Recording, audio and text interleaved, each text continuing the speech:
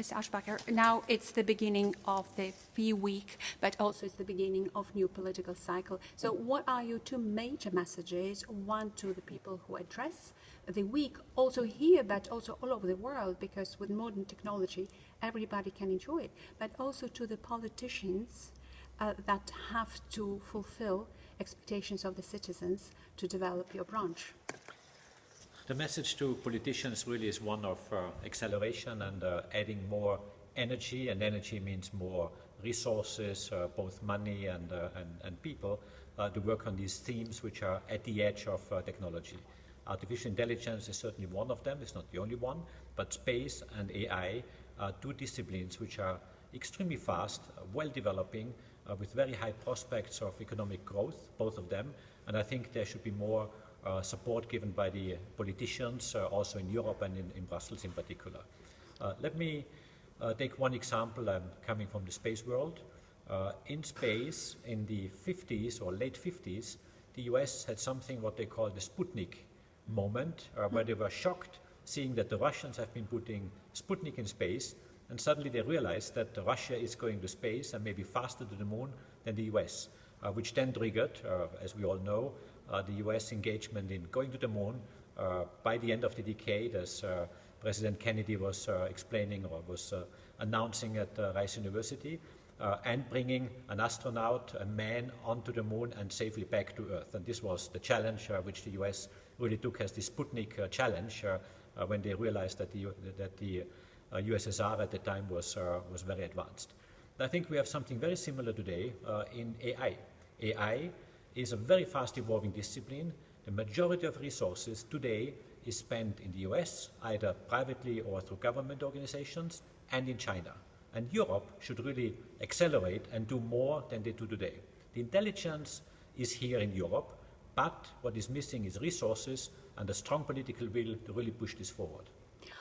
Russia's also sent women to space. So my question is about women. What do you expect personally from Ursula von der Leyen? What do you expect from her term? And also in terms of being a woman, can she add something? Oh, she can add a lot, because the world was dominated by men, including myself, for many years. And I think she really brings a very different view on the issues at stake, which are much more people-centric and therefore better acceptable by the population at the end of the day. And I think there she has a unique capability. She has been extremely successful in Germany as a politician. I expect exactly the same at European level. And I really have big hopes that she will drive the European agenda, but also in a way that it really is aiming at helping the people of Europe, the citizens of Europe, in order to advance. And for me, space and artificial intelligence is one of the domains where a lot of investment is needed, and I'm sure she can do extremely well.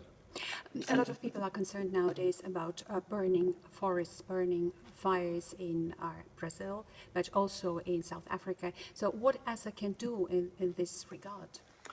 ESA is doing a lot already, but we want certainly to do more.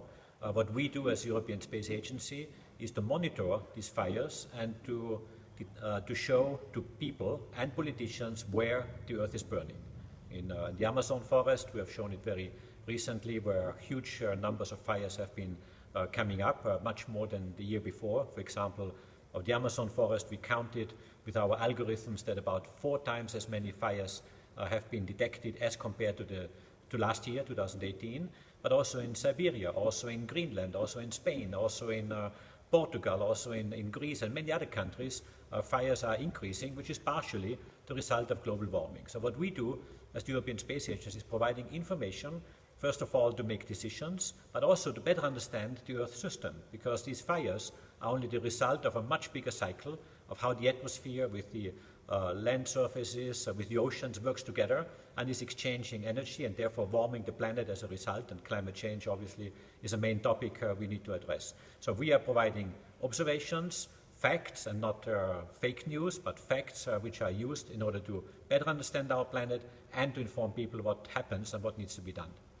Last question. There is a high risk that United Kingdom leaves on 31st of October. Is it also a loss for ESA, or how you're prepared to overcome it? The fact that the UK will be leaving the European Union is a big loss for the European Union. Nevertheless, the UK will remain a member of ESA, because ESA is a different organization compared to the European Union. So they will remain a member of the European Space Agency, but still we are working also with the European Union extremely well together on several projects. Copernicus is the one in Earth observation, and there, if the UK is leaving the EU on Copernicus, we see the impact of having different memberships in the programs, the UK being member of ESA and still a part of the ESA program, but not anymore part of the EU program. What I strongly hope is that, first of all, it is a soft Brexit and not a hard Brexit, but once there's a soft Brexit, that the UK still will negotiate and will become a member of the EU program of Copernicus, and therefore, again, be a full member of the Copernicus program on both sides, on ESA and the European Union. But certainly it is a disruption, it is a complication, but we manage and we will have to deal with it. What do you wish to people who listen and watch online all over the world this beautiful week? What I really wish to say is that space is a very fast evolving discipline. There's a notion or a feeling now that this is growing extremely fast economically, but also for society. The information provided is essential, and it is a discipline where people should invest. And this is something where we need more resources, more money in order to make sure that we understand well what our climate is doing, that we can monitor climate change, and we can help save our planet.